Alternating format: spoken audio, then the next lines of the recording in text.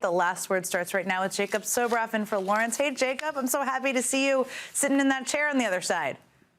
Jen Psaki, what's up? It was so good to see you at MSNBC Live. I had so much fun with you. And you know what? It felt like to me a little appetizer for the No Kings Day protests. Totally. It was kind of perfectly timed. It was so good for the soul and just a reminder of the importance of community and seeing people in person. And it was a much smaller version of the No Kings protest of sorts, but it was very fun and powerful and soul giving still. I saw you had Ezra on last night, and I had FOMO, so we're going to talk to him in just a little bit. But I'll let you go, and I'll see you tomorrow. Great. I'll look forward to watching. Have a great show. All right, Jen. Thanks so much.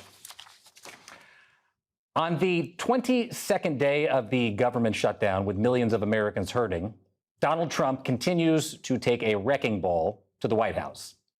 Today, we know that Trump lied about the project and that the entire East Wing of the White House is being torn down to be replaced by Donald Trump's $250 million ballroom project. It won't interfere with the current building. It'll be near it, but not touching it, and pays total respect to the existing building, which I'm the biggest fan of.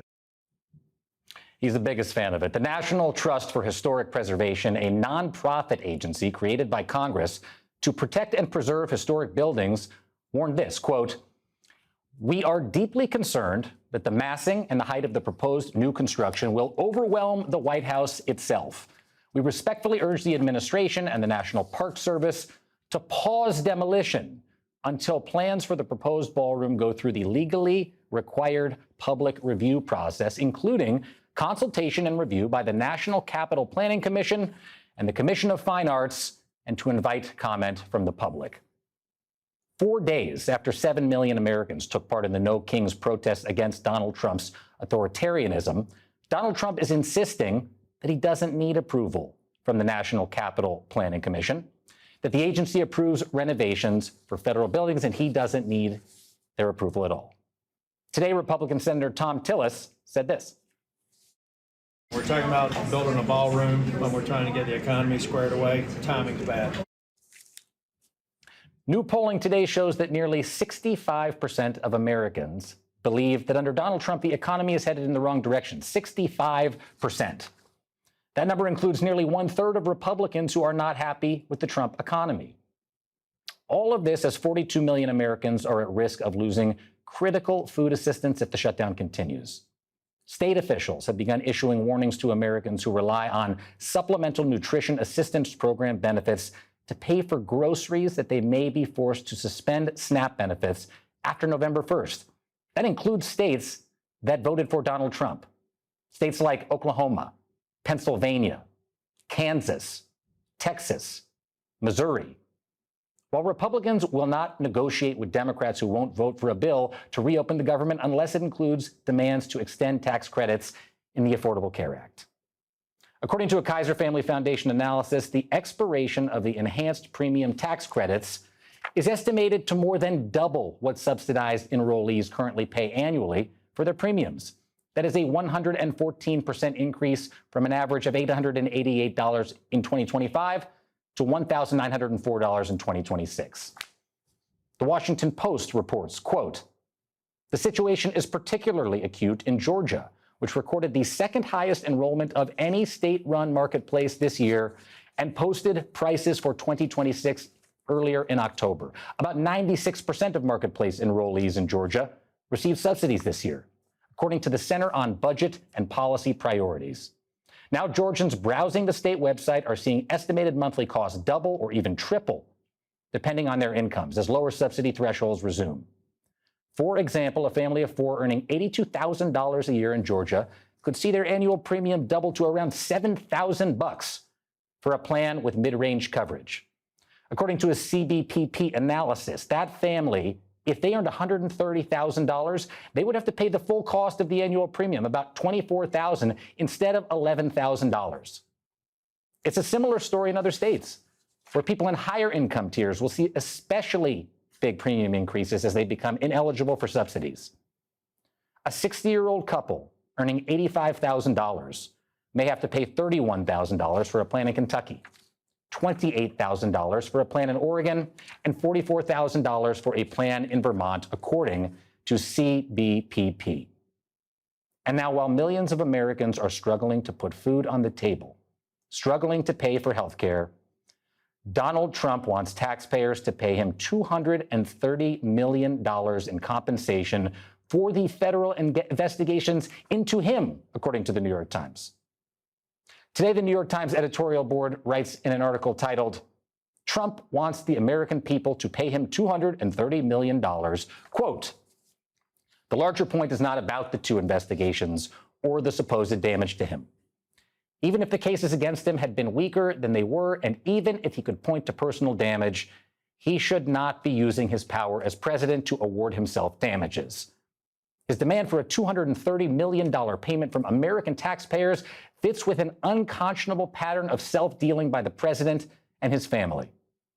He hosted a dinner for people who bought the most Trump-branded cryptocurrency.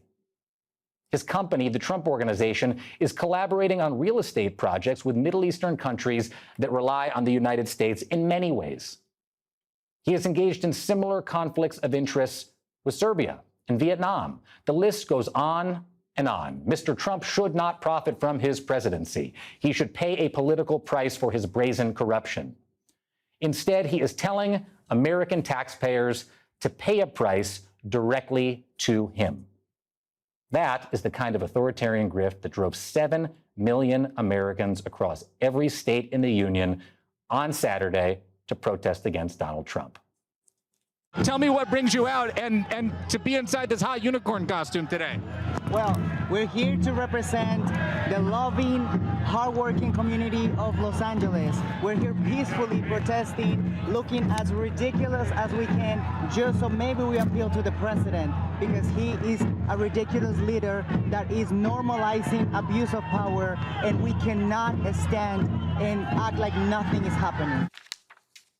Leading off our discussion tonight is Ezra Levin, co-founder and co-executive director of the Indivisible Project. Ezra, it's so good to see you. Jacob, it's great to see you. I'm sorry I didn't wear my hot pink unicorn costume. I know a guy who could hook you up with one if you're interested. His name is Angel, and he lives here in Los Angeles. I have to tell you, it was really extraordinary to be out there on Saturday and to be walking amongst so many people in LA. You know, I was there for the one in June. And I came back for this one. It felt bigger, more energetic, and more electric than ever. I was so interested to hear you last night talk to Jen about how Indivisible and other groups behind the protest had this call to discuss how to build on the momentum from Saturday. I think you said 130,000 people showed up for the call. Tell us about what happened, what's happened since the call, what's next? Look, it actually turned out to be over 140,000, the largest movement call that we've ever done in nearly a decade of organizing around resisting the Trump agenda. It was an incredible turnout, and I think what it shows is while Saturday was historic, the largest peaceful protest in American history, it wasn't just a one-day protest. What it showed was Americans, not only do they not do Kings, they're not willing to just sit on the sidelines and yell about not doing Kings. They want to take action. And we've seen this movement grow. As you noted, we had 3 million people in April, 5 million people in June, 7 million people on Saturday. The movement is building. And where we are telling people to go is to not just focus on Congress, not just focus on this regime, but focus in on the institutions that are being bullied by this regime, the media institutions, the universities, the law firms, the businesses, because authoritarianism depends not just on legislation and executive orders, but on convincing those pillars of democracy that should be pushing back against authoritarianism to cower, to buckle. And if those institutions understand that there's countervailing pressure, that the people don't want that, the people would push back, that's going to change their calculus. I think we can do a lot of good really fast between now and when the next big mobilization is. Well, I have to tell you, I mean, objectively, as a reporter, seeing it on the streets, these protests, and they're contagious. You know, not every protest is a No Kings Day protest, but they drove Greg Bovino out of Los Angeles into Chicago with the Border Patrol. And when I was in Chicago, there was a spontaneous same-day protest of, I think, 7,000 or 10,000 people marching down Michigan Avenue in the middle of this indiscriminate series of raids. And it wasn't just about immigration, as you said. It was about our democracy. It was about standing up for, against these federal troops on the streets. And And when I was out on the streets on Saturday, I talked to a lot of people, including Angel in the pink unicorn costume, and he said something to the effect of he was looking as ridiculous as he could because Donald Trump is a ridiculous leader. There's something there, especially as Mike Johnson and Republicans are building up these protesters as America haters, as Antifa. So many of them pushed back on that idea with me this Saturday. I think they did it brilliantly. I think Angel got it spot on. This regime wants to be feared. They have painted a picture where Americans are at each other's throats, that it's red America versus blue America, that it's Trump America versus the rest of America. And what we saw on Saturday is that's not true. And the protesters demonstrated that in the best possible way. They didn't seek conflict with the regime. They didn't participate in any violence with the regime. Instead, they did one of the most effective things protesters against authoritarianism can do. They use ridicule. It's called laughtivism. It's called tactical frivolity. But what we know is while the regime wants to be feared, they really don't want to be ridiculed. They don't want people to laugh at them. And so I highly encourage people to make use of this tool in your tool belt. Do not give the authoritarians what they want. Don't let them take your power, but don't let them take your joy either. That's what we saw all over the country and indeed the world on Saturday. Power and joy, and it's only growing, Jacob. I have to say, you're 100% correct. And it wasn't just, I mean, I've seen it on the streets of Chicago. We're seeing it in Portland outside of the ICE facility, almost on a daily or nightly basis. I thought what Jeff Merkley said was pretty instructive just the other day, or excuse me, on the floor of the Senate. I'd like to show that to you, and I want to get your take. Let's watch what Jeff Merkley had to say. Mr. President, I've come to the Senate floor tonight to ring the alarm bells. We're in the most perilous moment, the biggest threat to our republic since the Civil War. President Trump is shredding our Constitution. The authoritarian takeover is not down the street. It is not around the corner. We are in the middle of it right now. We're in the middle of it right now. Do you think, I mean, people are feeling it. Is that what's bringing people to the streets? Oh, absolutely, Jacob. This president is invading and occupying American cities. He has funded to a hilt a secret police force, the funds for which are just now flowing down to create a full employment plan for the Proud Boys. Things are bad now. They're going to get worse, but the power is not in this regime. This doesn't come from a place of strength. It comes from a place of insecurity and weakness. That's why they're lashing out. So the good news for folks looking around on Saturday, what they saw was people in blue states and red states, in purple states, in rural areas, suburban areas, urban areas, they were standing up unafraid to say, no, we are not going to accept this. So I think Jeff Merkley is 100% correct. And I think he is really issuing a challenge to his fellow Democratic senators to similarly ring the alarm bells and not just make speeches, but use the leverage you've got to push back against this now. And if you do, you're going to find millions upon millions upon millions of Americans who are going to cheer you on. Not that I'm counting, but in exactly 12 days from this evening, I will be working election coverage here in California. And as you know, there will be huge election day races also in Virginia and in New Jersey. Any mass actions coming up before these elections? Oh, mass action is called Get Out the Vote, Jacob. We are running a statewide GOTV effort in California for Proposition 50 to try to get people out. We're using a program called Neighbor to Neighbor. Easy program. If you've never contacted voters before, we give you 10 neighbors. They are neighbors near you who you can go and talk to get out the vote. Similarly, Virginia, New Jersey, Pennsylvania. These are the places where not sometime in the future, but right now in the next 2 weeks, we're going to see the electoral impact of the No Kings movement. Ezra Levin, what you are doing is extraordinary. I'm so happy to get the chance to talk to you. Thank you so much. Thanks, Jacob. Coming up today, a federal appeals court and at least one Trump-appointed judge appeared skeptical of the Trump administration's arguments for deploying troops to Los Angeles. That's next.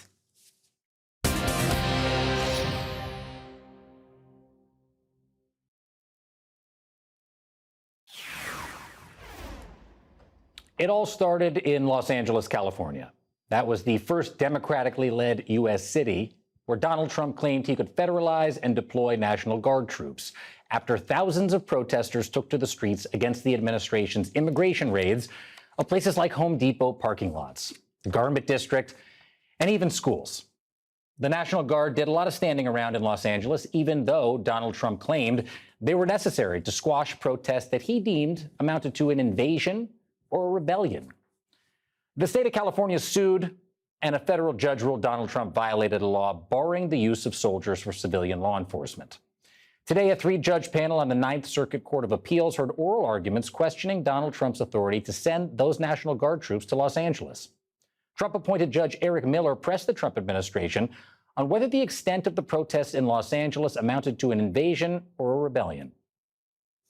Why is, a couple of hundred people engaging in disorderly conduct and throwing things at a building over the course of 2 days of comparable severity to an invasion or a rebellion? Well, because violence is being used to thwart enforcement of federal law, and I don't. But violence is used to thwart enforcement of federal law all the time. Well, right. I mean, like the FBI goes to arrest somebody and he, shoots at them or tries to run away, and that happens every day. The state of California's lawyer argued Donald Trump's intent to send California National Guard members to Portland before they were stopped by a judge shows there's no invasion or rebellion on the ground in Los Angeles. Most tellingly, I think, was the action of a couple of weeks ago where they professed an intent to send all 300 federalized California Guard troops 800 miles away to Portland, and then proceeded to send 215 of those 300 troops, and presumably would have sent the entire contingent if they had not been enjoined by the Federal District of Oregon. This all comes as the San Francisco Chronicle reports that the Trump administration is sending a surge of federal agents to San Francisco this week. Quote, the decision was seen as a likely precursor to President Donald Trump deploying National Guard troops to San Francisco, mirroring similar immigration operations in other cities around the nation. California Governor Gavin Newsom has vowed to sue Donald Trump if he follows through, just as today the governor is deploying the California National Guard himself on a humanitarian mission to support food banks as the Republican shutdown threatens food benefits for families. Joining us now is Harry Litman, former U.S. attorney and former deputy assistant attorney general. He is also the host of the Talking Feds podcast. Harry, good evening. Hey, good evening, Jacob. Good to be here. Harry, today was the first time that a court heard arguments on the merits of Trump's authority to deploy National Guard troops, as he sees fit, willy-nilly. I'm wondering what is your read on the oral arguments today? So you're right. It was the first time, but it had quite a precursor, which is this very panel after Judge Breyer ruled, as you said, a rebellion. I don't think so. That very panel took away his stay, saying they thought it was likely that the administration was going to prevail. So the points you raised with Judge Miller and others sure seem like they are apropos, but the administration is saying, well, they're saying two things. First, they're saying you can't review this at all. You have no power for judicial review. That is their lead argument. Also, in the Supreme Court, this issue is really at the very top of the courts right now. And then they are also relying on a neighboring provision, not a rebellion, but where it says the U.S. troops are just overrun. Now, every district court to consider this has, called it out for what it is. Fanciful. Judge Immergut, no, I don't think so. Judge Breyer, you got to be kidding me. Seventh Circuit, no way. This is a quintessential problem for the age of Trump. A president who asserts a factual predicate, but it just seems false. What do you do? How much do you defer? The Supreme Court is set to settle just that question right now because it's teed up in the case out of Chicago. And, we're holding with bated breath the possibility that they might greenlight Trump. Nobody ever has, by the way. No court has ever held that something like this would be a rebellion or a failure of regular law authority to be able to keep order. But that's what the administration is asserting. Perhaps because, as a reporter on the streets, it certainly doesn't appear to be one, including here in Los Angeles, Harry, which was first, but it is not the last, as we're seeing in the legal challenges, as you're saying. You know, the deployment of the troops to Chicago, the attempt to deploy them to Portland. The overview of all of these together, how this California case could impact those other cases, will it be as wide-ranging as it sounds? Well, I think it's likely to be exactly as wide-ranging and no more as when they removed the stay, because then they had to hold that the administration's likely to prevail. And their analysis was, we get to review it, but still reviewing it deferentially, we find, you know, somehow it seems to be a kind of Alice in Wonderland analysis that the regular troops and forces, everybody, all the king's horses and all the king's men, aren't enough to quell the disturbance, and we need the military. That's where I think the Ninth Circuit is going. But concurrently, really, it could happen tomorrow. The Supreme Court has basically the same issue arising from Chicago, and you mentioned Portland as well. Every judge on the ground in all those places, and we're supposed to defer to them, has said, no way, I defer, but not when it's untethered to the facts. Now we'll see what the Supreme Court says, and that's likely to be the word that controls. And so the implications, if the Supreme Court sides with Donald Trump on this, Donald Trump can deploy National Guard troops, members of the Marine Corps, like he did here in LA, anywhere he wants, whenever he wants? I think it's a lot worse even than that. He can claim emergency powers to do what he wants. My big fear is he uses it to do, under cover of law, bad law, what he couldn't do in 2020. That is to say, emergency, in the election, we need to post National Guard troops at every polling place or whatever. It is a free form kind of emergency power. And if they greenlight it, this is really the big test for the Supreme Court, I think. If they greenlight it, I think he can do all kinds of things with it, and all indications are he will. And that's certainly J.B. Pritzker's theory when I spoke to him in Chicago in the middle of the ICE raids, you know, a couple of weeks ago. He said, you know, he may very well, Donald Trump, have these troops, these National Guard men and women outside of polling places on Election Day. And that's why, to tie back to Ezra Levin, it's important, in the words of J.B. Pritzker, that everybody goes out to the streets, not just for the immigrants on the streets, but the implications for democracy. Harry Litman, thank you so much. Good to see you. Thank you. Likewise. Coming up, there are new cracks between Trump and Republicans starting to show, and now new evidence Republicans are starting to break with Trump on those very ICE raids. That's coming up next.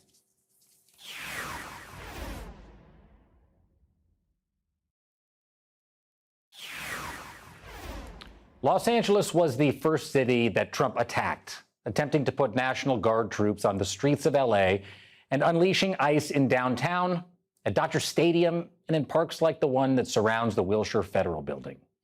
That is where, in June, California's Democratic Senator Alex Padilla was forcefully removed, shoved to the floor by federal agents, and handcuffed for trying to ask Homeland Security Secretary Kristi Noem a question about Trump's militarization in Los Angeles. I also want to talk about specifically how many of our ICE agents have been docked On the ground. On the ground. Hands behind your back. Hands behind your back. If you let my hands go, put them behind my back. All right. Cool. One hand. Lay flat. Lay flat. Other hand, sir. Other hand. Just minutes after that incident occurred, I spoke with Senator Padilla in his first interview after that shocking encounter. You became emotional when you came outside and spoke after this happened to you. And I want to make sure that I tell everybody specifically what it was that you were talking about when you teared up. You talked about farmers and cooks and day laborers. You spoke in Spanish. I've heard you often speak about your father, who was a short order cook, and your mother, who cleaned homes. You grew up here in the Northeast San Fernando Valley in a neighborhood called Pacoima. You played baseball in high school. You went to MIT, and you came back and you became the leader of the city council, the youngest ever, first Latino. You went to the state senate. You became the Secretary of State of California, and now you're the senior senator from California. But why is it that? Why is it farmers and cooks and day laborers that put tears in your eyes?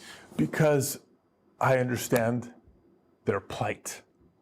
I understand their struggle.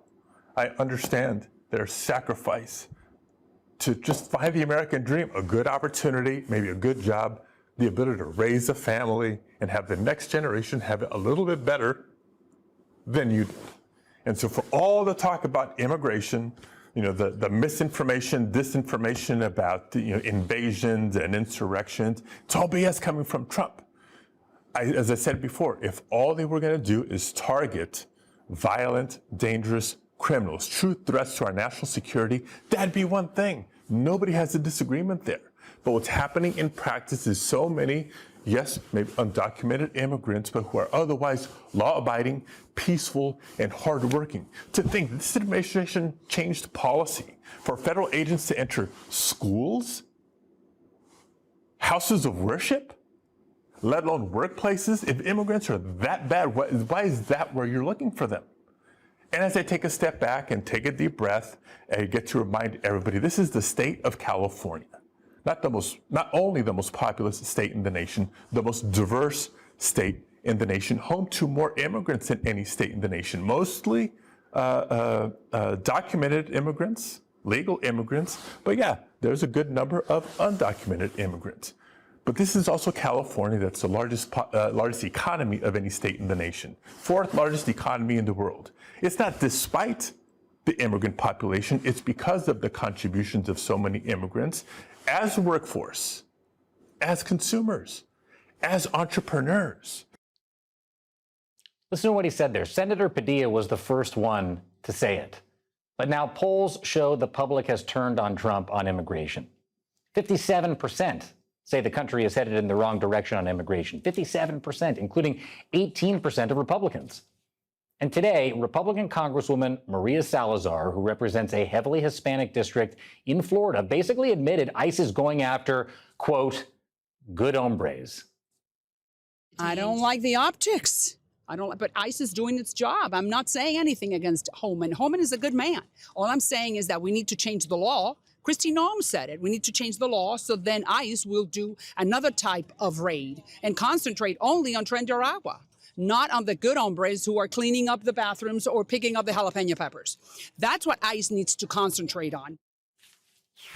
Joining us now is Democratic Senator Alex Padilla of California. He is the ranking member of the Rules and Administration Committee and a member of the Judiciary Committee. Senator Padilla, it's great to see you.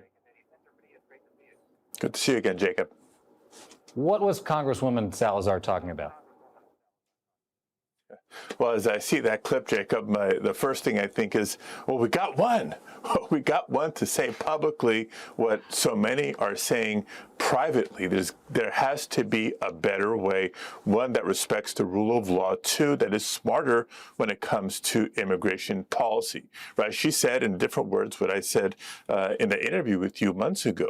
The administration should focus on the dangerous, violent criminals that they talk so much about, the true threats to public safety in communities and to national security, but not what they've been doing in practice. Los Angeles was the test case. That's where they ran the playbook first. And my message to my colleagues when I returned was exactly that. If they could do this in Los Angeles, whether it was about immigrant rights or anything else, then they set the groundwork for being able to deploy troops into any city in the country to quench dissent on any issue. And now you have National Guard troops and others roaming the streets of Washington, D.C. You see what's happened in Chicago. You see what's happened in Portland and Memphis. And now, not just threats, I take Trump at his word, San Francisco is next. And the way he justifies it, his words, he believes he has unquestioned power to deploy troops to San Francisco. That's what he ultimately wants, unquestioned power. And it's up to us to make sure we hold this administration accountable, because he does not have unquestioned power. Once you deploy troops to police the streets of cities in the United States of America, he has crossed the line from democracy to dictatorship. Senator Padilla, I want you to watch what so-called border czar Tom Homan said tonight about ICE arrests. I look at the data every morning on the way to work, 22 pages of data. Approximately 70% of everybody ICE arrests is a criminal. Bottom line, data shows it. Who are the other 30%? National security threats. Most national security threats don't have criminal history, could learn land law to do the dirty deed. I mean, that just directly contradicts what universities like Syracuse, the track organization within Syracuse, say in their data. Hohmann is saying 100% of people arrested, it's laughable, are criminals or future criminals, terrorists. Every one of them, we know, you and I personally know, that it couldn't be further from the truth. Yeah. What he's saying is an outright lie. And by the way, this is the same individual that took bags of cash from undercover FBI agents. So, give me a break when it comes to crime and the rule of law. The fact of the matter is, and it's ICE's own data shows this, that the vast majority of people that have been detained, that have been arrested, and even many deported without due process, do not have violent criminal convictions on their record. What they're pointing to is their sheer presence in the United States without being legal immigrants. Not everybody came to the United States the wrong way. Many undocumented immigrants came the right way. They came on a visa of some type and have overstayed that visa. So they may be undocumented, but are otherwise law-abiding, hardworking, tax-paying, etc. It's a broken immigration system that has created this mess. So our immigration system as a whole needs to be modernized. We should focus on the dangerous, violent criminals, the true threats to public safety, but give the hardworking folks who are doing right and pursuing the American dream the ability to come out of the shadows, take a step towards legal status, maybe eventually earn citizenship. It's good for them, it's good for communities, and it would be great for our economy.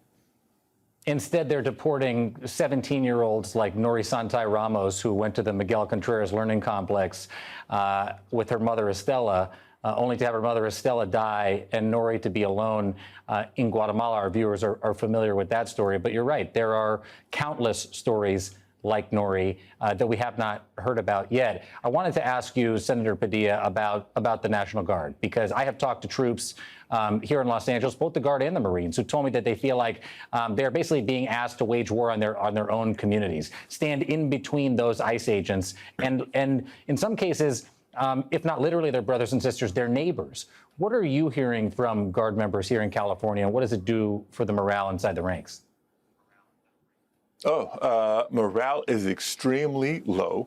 When people sign up for the National Guard, or for the Marines for that matter, because Marines have been deployed, it's not what they signed up for. All right? They're signing up for critical missions to protect our national security abroad, in the case of the Marines.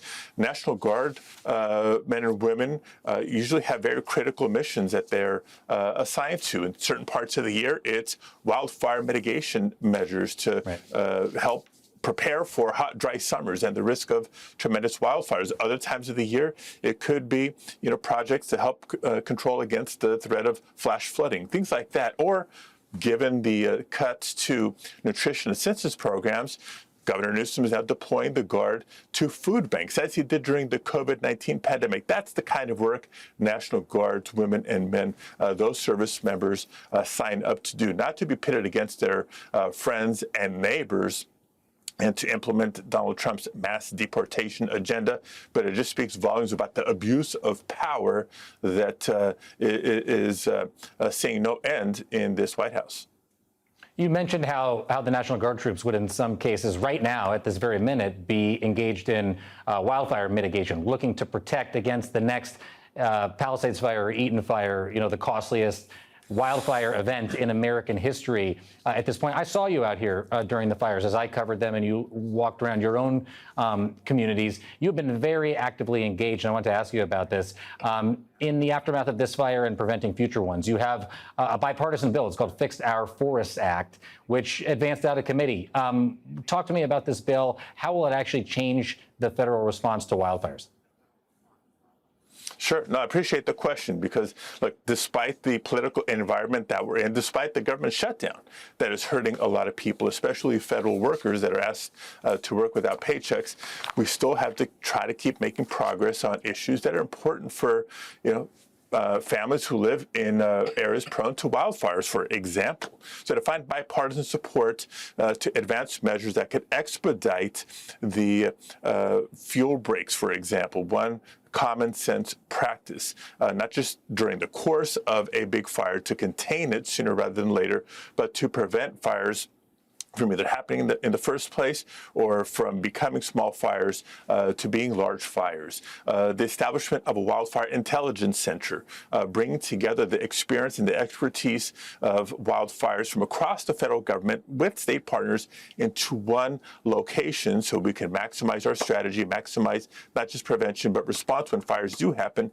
and inform the rebuilding of communities. That's the kind of common sense action that Californians are desperate for, along with Americans throughout the West and beyond. Senator Alex Padilla, it's so great to see you this evening. Thank you so much. Thank you, Jacob. Coming up, early voting begins in New Jersey this weekend, a state that Donald Trump desperately wants his gubernatorial candidate to win. But Trump's strategy to win the state appears to be ending a crucial infrastructure project that impacts voters right there in New Jersey. It's coming up next.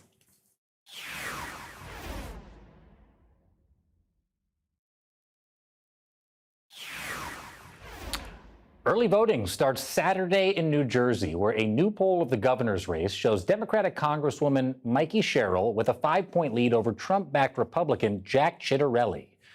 NewJersey.com reports Donald Trump's shadow has hung heavily over the election, with Ciattarelli scoring the president's endorsement and Sherrill repeatedly tying her opponent to him. Wednesday's poll found 52% of voters say Trump is a major factor in their vote, while 14% says he's a minor one and 24% saying he's not a factor at all. Trump desperately wants to win New Jersey, which makes his choice to target the workers and people of New Jersey a little bit odd. As we've reported on this program, Trump claims to have cut funding to a project that would restore the rail tunnel that connects New Jersey to neighboring New York City. Now, I can tell you firsthand how important this project is. Back in 2019, I went down there. I rode along with work crews that maintain that very Hudson River rail tunnel. The decrepit rail tunnel that runs underneath the Hudson River between New York and New Jersey is in desperate shape. It was completed in 1910, and while crews have been patching it for years, it really needs a major overhaul. Approximately 200,000 passengers travel through this tunnel every day. If there's a catastrophic failure, the death toll could be significant. So right now we're going from New Jersey into New York City. That's the direction we're going. Yes. Sal Rendino and Mike Trena are engineers at Amtrak. They're taking me on a guided tour of what's considered to be one of the most pressing infrastructure problems in the U.S. If you look up, you see all the ice. That's all the water. All the water leaks. So all that ice is coming down from the road? Yeah, that's from the road because we're not under the river yet. But that's kind of what happens when you have water infiltrated. How deep under the Hudson does it go? Approximately 100 feet. And during Hurricane Sandy, this whole thing was flooded out? The tunnel was flooded out. Manhattan was essentially cut off from the rest of the continent in terms of rail travel. It's one of the most pressing infrastructure problems in the United States of America. And of course, this weekend, Donald Trump bragged about killing it permanently. What we're doing is we're cutting Democrat programs that we didn't want because, I mean, they made one mistake. They didn't realize that that gives me the right to cut programs that Republicans never wanted. You know, giveaways, welfare programs, et cetera. And we're doing that, and we're cutting them permanently. We're cutting a $20 billion project that Schumer fought for 15 years to get, and I'm cutting the project. The project is going to be dead. It is pretty much dead right now. Trump's Republican pick for governor of New Jersey is basically begging voters to understand he does not want to kill that popular and necessary project. NJ.com reports Trump's administration last month froze funding for the project, which includes a long-awaited new rail tunnel under the Hudson River, amid shutdown negotiations. Sherrill immediately blasted Trump on social media. "I'm going to keep fighting." Ciattarelli was forced to play defense, saying, "This is a critical infrastructure project, and I will fight to get it done." Joining us now is Brent Johnson, politics reporter for NJ.com. Brent, thanks for being here. Happy to be here. Thanks. It's pretty janky down there, as someone who has been down in the tunnel myself, and I have seen and understand why and how important this infrastructure project is, not just to New Jersey, but to New York and literally the millions of people who traverse the Hudson River all the time. How big of a factor do you think that Donald Trump and the Hudson Tunnel project will ultimately be in the outcome in New Jersey? It's a project a lot of New Jerseyans know. I've been down there too. The governor here, the current governor, Phil Murphy, likes to talk about how Teddy Roosevelt was president when this project started many, many, many years ago, the rail tunnel we have now. So it's something that people who commute into New Jersey, which is a sizable portion of our population here, they go into New York every day to travel, and they know how big of a deal this is. So the hope is that Cheryl's team is trying to drive this forward, and the hope for her is that people really take notice, and that is a blight against Chitterelli. All you got to do is go down there and watch the icicles dangling and hear about Hurricane Sandy like I did, and it's not hard to understand. When you dig a little deeper into that Rutgers poll, it shows voters are split on who would handle the cost of living and affordability. I think 42% saying Cheryl, 41% saying Chitterelli. What are you hearing about that on the ground? Yeah, polls are showing a tightening race. It's a close race. But Cheryl has led in every poll so far, or one poll was tied recently, but she has led in pretty much every poll. And the thought is some Democrats wonder why she isn't leading by more, because we are a blue-leaning state that has 800,000 more registered Democrats than Republicans. But there is a surprise that a Democrat is leading a Republican on taxes and affordability, as this poll shows, and the Fox News poll showed something similar recently. But again, it's tight. This is a really big race to watch. No party has held the governor's office 3 straight terms in New Jersey since 1961. And that said, also, usually our state, which has an off-year gubernatorial election, usually switches from the party that won the White House the year before. So one of those trends is going to end. It's a question of which one. You pointed out in your article on that Rutgers poll that Cheryl's 5-point lead Wednesday, nearly within the margin of error, is down 4 points from when she led by 9 in Rutgers' last poll in the race. That was in August. Former President Barack Obama has been everywhere recently, and now he's set the stump for Cheryl on November 1st. This race is a test of the country's political realignment in some measure. How is the experience of reporting on politics this year for you? I'm always out there too. How has it been in this crazy time, this fractured environment? It has been, I've been covering politics in New Jersey for 15 years. This is the 4th governor's race I've covered, and by far the most heated, the most difficult to gauge when it comes to polling, from what insiders are saying. If you talk to Democrats and Republicans, they all say it's a jump ball, and that's kind of what's going into the final days of the race. Brent Johnson, thank you so much. Thank you for having me. Thanks. We'll be right back.